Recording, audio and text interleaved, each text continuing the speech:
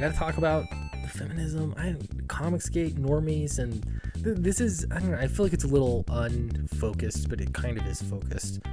It's some story time, okay? Story time. Maybe you've had this experience where you've explained what's happening in the comics industry to somebody that doesn't read comic books, and it can be awkward. It can be embarrassing, perhaps, sometimes, or it could just not make sense at all. It might be very confusing. So I had an experience like this actually today.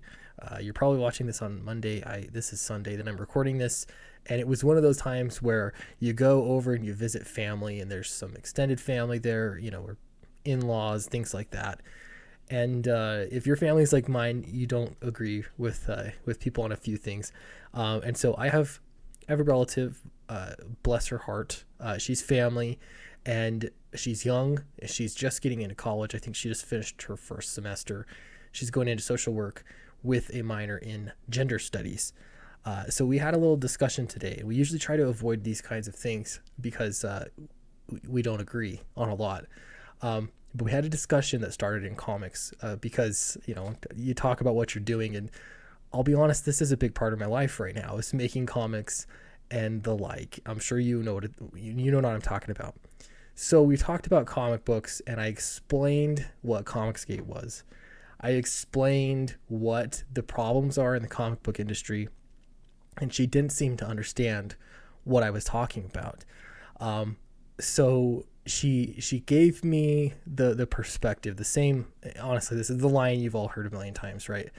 Well, it's important. People are only they're not seeing themselves represented. Minorities are not seeing themselves represented in comic books. Why are all your favorite superheroes white, straight men? Why is that? Well, basically, like, the only answer I have for that is that the comics have been around for a very long time, and it is traditionally like an American thing. I realize they're also in European countries as well, but they're in countries where there happen to be a lot of white people, and there were traditionally more, right? I don't have to explain this. Okay, it's just the facts of history. Okay, so it makes sense. Understanding that kind of history, it makes sense why some of these characters from history are white, right? I mean, you understand where I'm going. Okay, so new characters are obviously more diverse, right? Because America's more diverse. And also, there's that other thing of people are trying very specifically, rather than just to reflect reality of the day, they're trying to reflect their ideology and push that. And so she told me that she felt like it was important, and she would love it if characters were changed. So it wasn't just, Batman wasn't just Batman. It could be Batwoman, and he could be whatever, Hispanic or something. There's all these other things that would be important. And I said, would you read those comics? She said, well, I don't read comics now. Why would I read it then?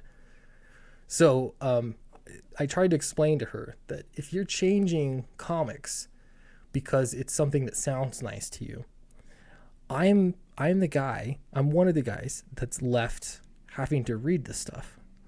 Right? I have to read it then. So these big changes are made for ideological reasons and not for storytelling reasons. That's in essence, that's my problem. And this gets denied all the time. I hear people say it like, well, there's no agenda. It's just, it's just what's happening.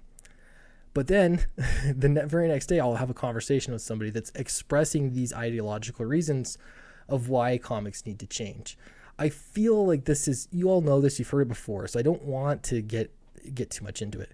Okay, so I used an example that I feel like it was perfect. It made sense. And I want to talk about this book. This is called Soulbound. And a viewer sent it to me, and I'm really, really, really glad that she did. I want to talk about that because this is perfect. Okay, so I was speaking to this family member of mine, and I said, okay, a TV show that you really like. Let's compare this so you can see where I'm going. Let's imagine Gilmore Girls. I know you like Gilmore Girls. Let's imagine that Gilmore Girls, it was determined by a few other people outside of the Gilmore Girls fandom, that Gilmore Girls would probably be a little bit better if it reflected boys. So we're still gonna call it Gilmore Girls, but we're gonna have some boys, and we want to represent some other ideas and things. So we actually hired. At first I said Rush Limbaugh. She didn't know who Rush Limbaugh was. So Ben Shapiro. We hired Ben Shapiro to write Gilmore Girls because he talks fast. They talk fast. It just seems like a good fit. She did not like that idea. Not at all. And I think that was the moment where it clicked, even just maybe a little. We got off onto some other topics. But for that moment, I think it makes more sense. When it's not your hobby, changing things with that hobby, it doesn't matter, right? You have no skin in the game. It doesn't matter. And so if your ideology is what's driving that entertainment, it's cool. If it is your hobby and somebody's not caring about the story, they're trying to apply their ideology to it, that's a totally different matter, right? That changes things. Okay, so how do you appeal though to girls? How do you get girls to read comic books? What's the problem? Well, Paula Ritchie knows. Paula Ritchie sent me this comic book, Soulbound, because I was mentioning that I would love to get my wife into comics, and I have tried. I don't have any actual in real life friends that are into comics. Everybody's on the internet that likes comics. So people think I'm a little nerdy and a little weird, but I just love comics. The medium is awesome. And it's not necessarily superheroes. I do like some superhero comics, but I like all sorts of stuff. This book, she sent it to me because I had mentioned one time that my wife doesn't really read comics. She doesn't really get into it. I've tried to get her to, and she's made a good faith effort to try and get into it. Not her thing. Well, Paula Ritchie sent me this. This is her book that she wrote, and she sent it, and she said, your wife might be interested in this because it's written for women, or written for girls, women. I don't know. I haven't read it yet, so full disclosure, I heard a little bit about it. I looked at some of the art. So this is a Soulbound #1. My wife read it. My wife loved it. You know what her complaint was? There wasn't enough of it. She wanted more. That's a good sign. So Paula, great job.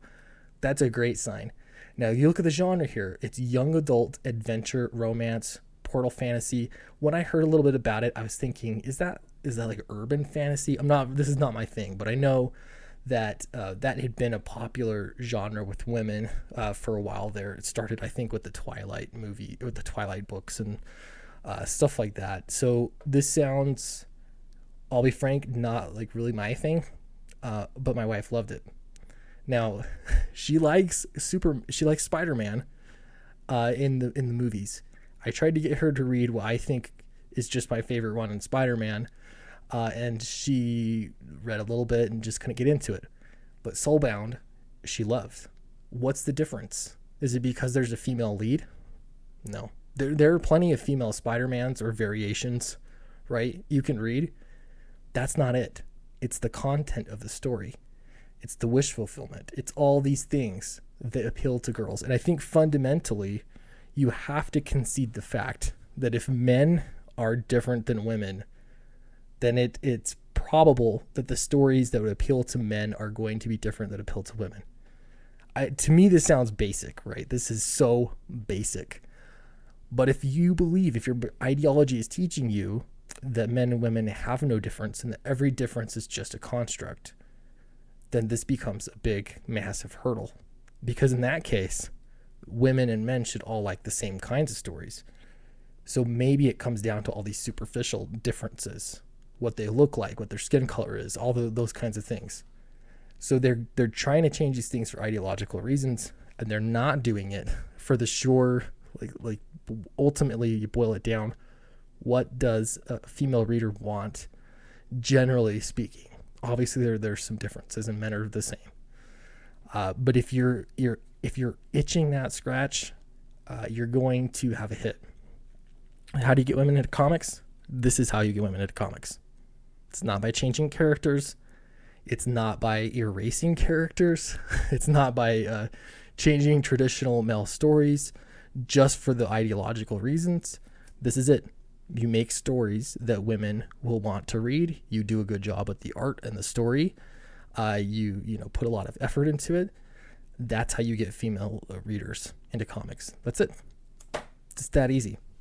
And, there might be some other differences, and I'm sure it's a long road because it's not typically a genre that women are into.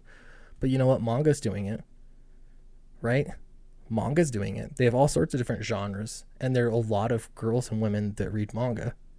There's something there, right? There's something to it, and it's beyond just changing these superficial differences. So I found this really interesting, and I want to use that argument more, that kind of run through that. Changing Gilmore Girls, you should have seen the look on her face. She was horrified at the idea of Ben Shapiro writing Gilmore Girls. Love it. While you're here, here's this. My book has a female lead even, but I'll tell you, it's not really written for women, for females. It's not. It's still like the action adventure kind of stuff that would appeal to boys. It has less to do with the main character and more to do with the story and the contents of the story. Same with like Tomb Raider, for example. I'm sorry, tangent here. Tomb Raider. I have an idea for a Tomb Raider story I'd love to write. I played the game growing up. That is not necessarily made for women, even though it has a women protagonist. It's a video game. I don't know what the numbers are, but I know a lot of men enjoy playing Tomb Raider and have enjoyed playing Tomb Raider for a lot of the same reasons I did. It's off topic. But here's my book, Downcast. If you have not checked it out yet, guys, this has been a hit. We're so close to 29,000. It's insane. We're like less than $200 away. 835 backers. Please check it out. We are still turning out pages. I've seen them coming in, a new one in today. It's so great. We're over halfway finished with the art. It's a big, thick story, so you're going to have a little bit more to read there. It's 52 pages of story. We have a few other pages as well for some fun stuff. Please check it out. It's in the description below. Thank you, and let me know what your thoughts are on how to have comics that are going to appeal to more people, and what would you do besides just changing the superficial differences. Let me know in the comments, and I will see you next time.